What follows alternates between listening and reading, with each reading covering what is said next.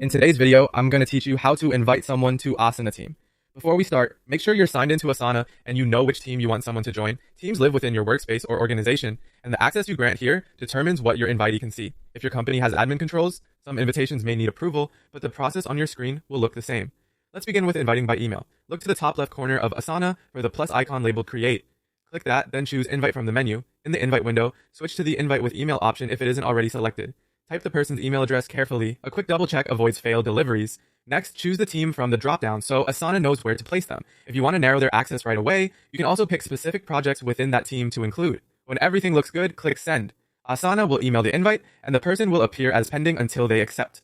This is a great method when you're inviting one or two people and you know their addresses. If you prefer a shareable link, you can generate one just as easily. Click the Create button again, select Invite, and then go to the Invite with Link tab. Choose the team you want this link to apply to. Click Copy Link and share it through your preferred channel, like chat or email.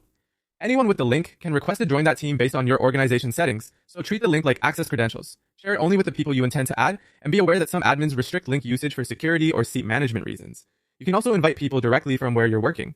Navigate to the team or to a specific project you want them to join. On a project page, click the Share button. On a team page, click the Invite button. You'll see the same options to invite by email or to generate a link. This route is perfect when you're already inside a project and want to bring someone in without leaving the page.